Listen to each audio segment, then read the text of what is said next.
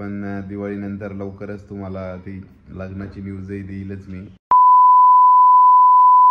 तर good morning सगळ्यांना. आणि सकाळचे 6:30 वाजले आहेत आणि मी इथं आहे अवसरी फाट्यावर, म्हणजे मंचरपासून अलीकडंच आहे बायपासच्या तिथं.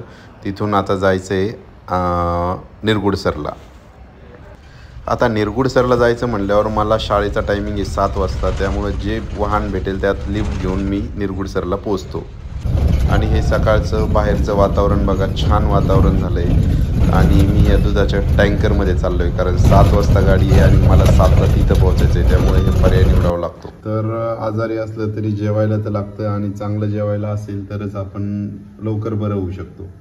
त्यामुळं काय केलं आहे, पोळ्या केल्या आणि सुकी डाळ केली आहे. मला मुगाची डाळ, मसुराची डाळ आणि तुरीची डाळ खूप आवडते, तिन्ही डाळी. तर मी आलटून पालटून या 3 डाळी करत असतो. तर हे केलं आहे आणि थोडा काहीतरी चटपटीत म्हणून म्हटलं आपला, हे बघा तुम्हाला दाखवतो. आज मी मसाला भात केला आहे, म्हणजेच खिचडी केली आहे, खिचडीच म्हणावं लागेल. तर हे बघा, थोडे सोयाबीन होते तर सोयाबीनही टाकले त्यामध्ये. तर असं झालं आहे, कारण काय, जेवण जर चांगलं असेल तरच तुम्ही लवकर रिकवर होऊ शकता. आणि गोळ्या खायच्या म्हटलं तर गोळ्या पॉवरफुल गोळ्या असतात, जर जेवण केलेलं नसेल तर मग ते त्रासदायक होऊ शकतं. तर असं आहे सगळं, आणि आता जेवायलाच बसतोय. तर चला, भेटतो पुन्हा तुम्हाला. तर नमस्कार सगळ्यांना. आणि इथं निरगुडसरला आहे या स्टॉपवर, आणि मंचरपर्यंत जायला काही वाहनं नसतात इथून जास्त. पण इथले एक वैशिष्ट्य म्हणजे इथले लोक लिफ्ट फार लवकर देतात, आणि कोणतीही गाडी असो लिफ्ट दिली जाते. हे एक वैशिष्ट्य आहे मंचरकरांचं, म्हणजे आंबेगाव तालुक्यातलं, की मी आजपर्यंत जेवढ्यांना लिफ्ट मागितली त्या प्रत्येकानं लिफ्ट दिली. हे खरंच कौतुकास्पद आहे, आणि असं सगळ्यांनी करायला पाहिजे. असं झालं आहे सगळं, पण आज जरा एक प्रॉब्लेम झाला आहे. म्हणजे काय की कालपासून माझी तब्येत खराब झाली आहे, आणि त्यामुळं कालही व्हिडिओ नव्हता.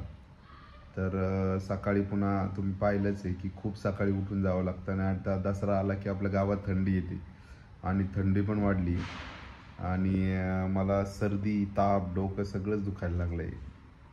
तरी पण सकाळी जाणंच आहे, आणि आता उद्याचा शेवटचा दिवस असणार आहे. त्यामुळं तो एक आनंद आहे की उद्याचा शेवटचा दिवस आहे, नंतर आरामच आहे, कारण दिवाळीच्या सुट्ट्या सुरू होणार आहे. तर असं आहे सगळं. आणि आपले व्हिडिओ तर सुरूच आहे स्टोरीचे. तर सगळ्यात त्या दिवशीच्या बऱ्याच कमेंट होत्या.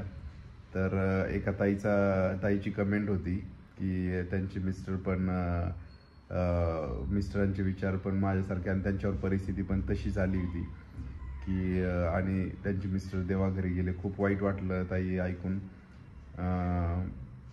तुम्हाला हे असं म्हणजे ज्यात धीर मिळावा अशीच प्रार्थना करतो. आणि आणखी एका ताईचा पण मेसेज आला होता की दादा, तुम्हाला पाहिलं की माझ्या भावाची आठवण येते मला. तर खूप छान आहे ताई, मला तुम्ही भाऊ समजला त्याचा मला आनंद आहे खूप. आणि आहेच मी तुमच्या भावासारखा, काही तसा काही विषय नाही आहे.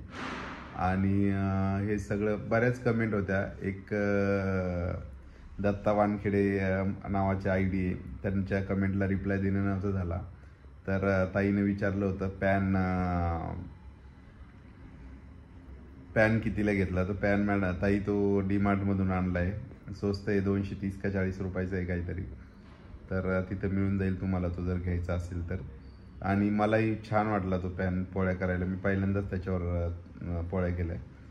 तर त्यांना कमेंटला रिप्लाय द्यायचा राहिलेला होता. तर असं आहे सगळं. आणि खरंच एक गोष्ट मला पण आता रिअलाईज झाली, आणि मान्यच करावी लागेल ती, की एकटं राहत असताना जर तब्येत बिघडली ना तर माणसाला खूप त्रास होतो. म्हणजे सगळं जेवण बनवायचं, पुन्हा जेवण काय बनवायचं तिथून सुरुवात असते, आणि सगळ्यात महत्त्वाचं म्हणजे तुम्हालाच बनवायचं असतं ते.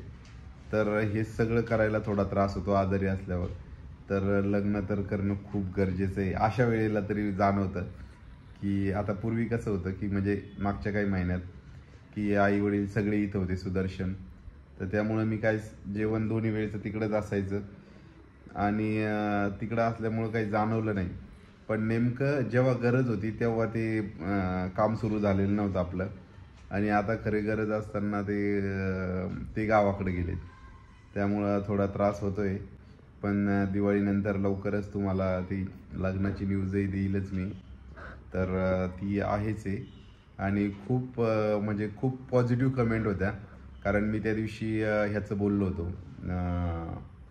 कास्ट आणि जाती धर्माचं बोललो होतो. तर मला खूप आवडलं. एक देशपांडे म्हणून ताई आहे, त्यांचं नाव मी विसरलो आता, कारण व्हिडिओ चालू असताना आपण ते पाहता येत नाही. तर त्या ताईंनी खूप छान कमेंट केली. मला आवडली ताई तुमची कमेंट, की तुम्ही लग्न करून घ्या, जरी असेल ती मुलगी तरी पण, कारण हा पॉझिटिव्हिटी पोहोचणं किंवा पसरणं खूप गरजेचं आहे. आणि आईवडिलांनाही समजून सांगा, नंतर ते पण समजून घेतील. आणि नातेवाईकांचा काही जास्त विचार करू नका. तर ह्या गोष्टी खरंच पॉझिटिव्ह आहेत आई. तुम्ही धन्यवाद तुमच्या कमेंटसाठी. कारण अशी पॉझिटिव्हिटी पसरणं खूप गरजेचं आहे. मी जर प्रत्येक गोष्ट तुम्हाला निगेटिव्ह सांगितली आणि तुम्ही निगेटिव्ह कमेंट केल्या तर निगेटिव्हिटी पसरत असते ती. तर मी त्याचाही विचार करणारच आहे. आणि आजच्या स्टोरीचं सांगायचं म्हणजे की 2019ला जे झालं होतं माझ्यासोबत, मग ते कॅन्सल झालं. आणि त्यानंतर मग सगळे टेन्शनमध्ये आले होते. कारण काय होतं की सगळ्यांना काय वाटत होतं की हा लग्न करणार तिकडे गेल्यानंतर, आणि मग नंतर सगळे प्रॉब्लेम होतील. तर मग सगळा एकंदरीत विचार करून सगळ्यांना वाटलं की जाऊ द्या, हा नाही करत आहे ना. मग घरच्यांना वाटलं की सुदर्शनचं करून टाक. तर मग सुदर्शनचं लग्न केलं. आणि त्यामुळं मग सुदर्शनचं अगोदर लग्न झालं. सुदर्शन माझ्यापेक्षा लहान आहे. कारण भरपूर कमेंट होत्या की दादा तू मोठा असून सुदर्शनचं लग्न कसं काय हे झालं, लवकर झालं. तर त्याचं कारण म्हणजे की हेच होतं मेन, की मग मी करत नाही आहे म्हटल्यावर मग घरच्यांना वाटलं की बाबा आता ह्याचं तरी करून टाकूया. कारण त्याचंही वय झालेलं होतं, असं नाही की त्याचं खूप कमी वेळेतच केलं. कारण माझं लांबलं म्हणून मग त्याला अडकवून ठेवण्यात काही अर्थ नव्हता. पहिली गोष्ट ही होती.